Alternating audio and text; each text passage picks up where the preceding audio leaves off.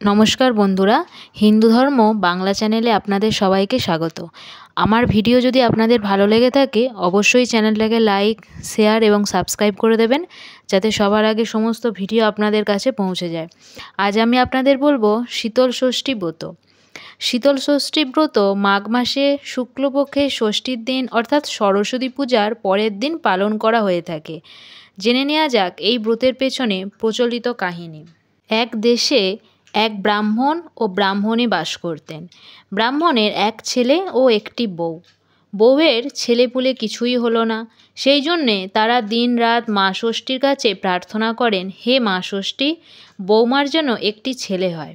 শেষে মা ষষ্ঠীর দয়াতে বউ গর্ভবতী হলো। ব্রাহ্মণ ও ব্রাহ্মণীর আর আহ্লাদের সীমা নেই। গর্ভটি 1 বৎসর গেল, তবুও ছেলে হলো না।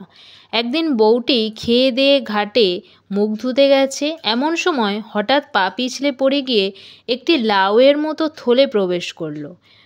বউটি বাড়ি গিয়ে শাশুড়িকে সব বললে। শাশুড়ি ঘাটে গিয়ে দেখেন যে একটা কাকে সেই থলেটা ছিঁড়ে ফেলেছে, আর কতকগুলো ছোট ছেলে তার ভিতর কিলবিল করছে। এই না দেখে ব্রাহ্মণী বাড়ি গিয়ে কর্তাকে ডেকে নিয়ে এলেন। কর্তা আহ্লাদ করে সেই থলেটি বাড়ি নিয়ে গেলেন। গুনে দেখলেন যে 60টি ছেলে। তখন আঁতুর ঘর বাঁধা হলো, দাই এলো, সেঁক তাপ হলো। ব্রাহ্মণ ঘটা করে সেটেরা পুজো করলেন। তারপর ষষ্ঠী পুজো করে বউকে নাইয়ে ধুয়ে ঘরে তুললেন। ক্রমে ছেলেগুলো বড় হলো, ঘরে আর ধরে না। ব্রাহ্মণী কর্তাকে বললেন, মা ষষ্ঠীর কৃপায় সেটের 60টি ছেলে হয়েছে, এখন ছেলেদের জন্য 60টি ঘর করো। কর্তা ঘর করতে আরম্ভ করলেন। এদিকে ছেলেগুলি বড় হলো, লেখাপড়া শিখলে, ক্রমে পৈতে হলো। তারপর ঘর হলে যে যার ঘর দখল করলো। কর্তা গিন্নির ভারী আহ্লাদ, বড় বাড়ি হলো, 60টি নাতি হলো। এখন তাদের নিয়ে বেশ মনের আনন্দে তারা কাল কাটাতে লাগলেন। একদিন ছেলে বললে, মা, যেমন আমাদের ছেলে ছিল না, তেমনি মা ষষ্ঠী একেবারে এক ঘর ছেলে দিয়েছেন। এরা বড় হয়েছে, এখন আবার এদের বিয়ে দিলে আর এ বাড়িতে জায়গা হবে না। তাই ভাবছি কি হবে, এদের আর বিয়ে দেব না। তখন মা বললেন, সে কি রে, তাহলে যে বংশ লোপ পাবে, বিয়ে না দিলে কি হয়? তখন বউ এসে বললে, মা, যদি বিয়ে দিতে হয় তাহলে যে ঘরে একেবারে 60টি মেয়ে পাওয়া যাবে সেই ঘরে আমার ছেলেদের বিয়ে দেব, তা নইলে বিয়ে দেব না। ব্রাহ্মণী বললেন, তবেই হয়েছে, তোমার মতো কে মা 60টি মেয়ে বিয়ে বসে আছে যে তোমার ছেলেদের বিয়ে হবে? দুজনে বুঝি বসে বসে এই মতলব করেছ? ছেলে বললে, সেই বেশ কথা মা, একেবারে 60টি মেয়ে চাই, না নইলে বিয়ে হবে না। রোজ এই রকম নানা কথা হয়। ক্রমে ছেলেগুলি বিয়ের যোগ্যী হলো। তখন গিন্নি কর্তাকে বললেন, নাতিরা যে ডাগর হয়ে গেল, বিয়ে দাও। খালি ঘরে বসে বসে থাকলে চলবে কেন, মেয়ে খোঁজো। বৌমা আবার কোর্ট ধরেছেন যে আমার মতো 60টি মেয়ে প্রসব করেছে, তার মেয়েদের সঙ্গে আমার ছেলেদের বিয়ে দেব, তা নইলে বিয়ে দেব না। কর্তা শুনে বললেন, সর্বনাশ, তাও কি কখনো হয়? তাহলে ওদের ইচ্ছে নয় যে ছেলেদের বিয়ে হোক? গিন্নি বললেন, তা এখন খুঁজে দেখতে তো হবে।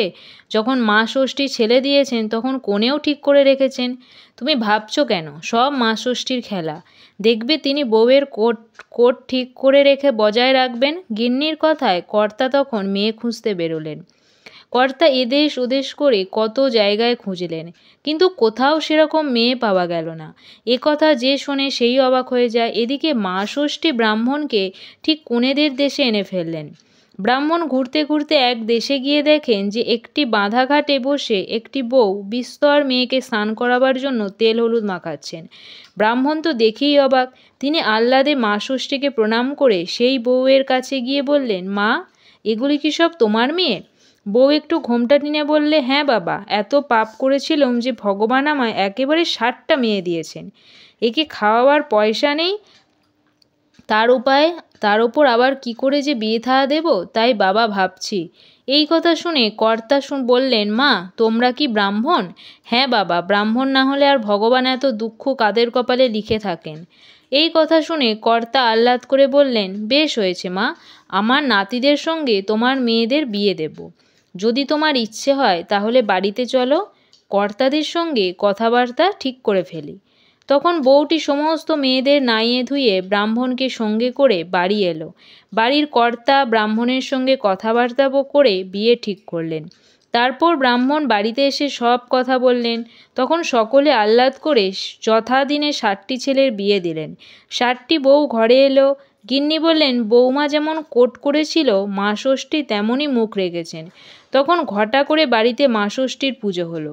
একদিন ব্রাহ্মণের কি মতিচ্ছন্ন ধরল যে সেদিন মাঘ মাস, শীতল ষষ্ঠী পুজো, খুব জল হচ্ছে, শীতও খুব পড়েছে। ব্রাহ্মণী নাত বউদের ডেকে বললেন, আজ আমি ঠান্ডা জলে নাইতে পারবো না, আমার বড় শীত করছে, আমার জন্য 1 হাঁড়ি গরম জল করো আর 4টি গরম ভাত রেঁধে দাও, আমি এত ঠান্ডায় জল দেওয়া ভাত খেতে পারবো না। নাত বউরা সব মুখ চাওয়াচাওয়ি করতে লাগলো। বউ বললে, মা তোমার কি ভীমরুতি হয়েছে? আজ যে শীতল ষষ্ঠী, আজ কি উনুন জ্বালাতে আছে? গিন্নি বললেন, তা হোক বাছা, আমায় 4টি রেঁধে দাও। বউরা তখন কি করে, তাড়াতাড়ি জল গরম করে দিলে, গরম গরম ভাত রেঁধে দিলে। গিন্নি স্নান করে গরম ভাত খেলেন। তারপর সকলে খেয়ে দিয়ে ঘরে শুলো।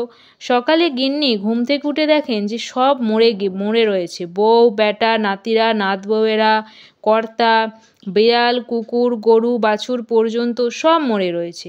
গিন্নি চিৎকার করে কাঁদতে লাগলেন। তার কান্নার শব্দ শুনে প্রতিবেশীরা সব ছুটে এলো। বাড়ির কাণ্ড দেখে সকলে অবাক, বলে, সে কি গো, আচম্বিতে কেন এমন হলো? মা ষষ্ঠী বৃদ্ধ ব্রাহ্মণের বেশ ধরে দেখা দিয়ে গিন্নিকে বললেন, কালকের মতো খুব গরম গরম ভাত খাও, গরম জলে স্নান করো, তাহলে তোমার ছেলেপুলে সব বাঁচবে। সকলে বললে, ও মা, তা কি তখন করতে আছে গা? শীতল ষষ্ঠীর দিনে কি গরম ভাত খেতে আছে? তখন সকলে গিন্নির উপর রাগ করে বললে, যেমন কাজ করেছো তেমনই এখন মাথা খুঁড়ে মরো। এই বলে সকলে যে যার বাড়ি চলে গেল। তখন ষষ্ঠী বুড়ি রেগে বললেন, তোর নাত বউয়েরা যে শীতল ষষ্ঠী পেতেছে, সেই ষষ্ঠীর গায়ে যে দই আর হলুদ আছে তাই এনে আগে কুকুরের কপালে ফোঁটা দে, তারপর সকলকার কপালে দে। আর ওই হলুদ ছোপান যে সুতো আছে ছেলে আর নাতিদের হাতে তাগা বেঁধে দে। আর কখনো শীতল ষষ্ঠীর দিন গরম ভাত খাসনি, গরম জলে স্নান করিসনি। এই বলে মা ষষ্ঠী অন্তর্ধান হলেন। গিন্নি গলায় কাপড় দিয়ে শীতল ষষ্ঠীর কাছে প্রণাম করে সেই দই ও হলুদ নিয়ে আগে কুকুরের কপালে ফোঁটা দিলেন। তারপর ছেলেপুলের কপালে ফোঁটা দিতেই সকলে যেন ঘুম ভেঙে উঠল। তখন ব্রাহ্মণী কাঁদতে কাঁদতে নাতি নাত বউদের কাছে এইসব ঘটনা বলে ছেলেদের হাতে সুতো বেঁধে দিলেন। কর্তাও যেন ঘুম থেকে উঠল। তারপর তিনি এইসব কথা শুনে রাগ করতে লাগলেন, ব্রাহ্মণীকে বকতে লাগলেন। তখন তিনি খুব ধুমধাম করে মা ষষ্ঠীর পূজা করলেন। এইসব কথা চারিদিকে রাষ্ট্র হলো। সেই থেকে শীতল ষষ্ঠীর কথা পৃথিবীতে প্রচার হলো। দই, পান্তা, গোটা সিদ্ধ খেয়ে শীতল ষষ্ঠী করতে হয়, সেদিন গরম ভাত খেতে নেই। নমস্কার।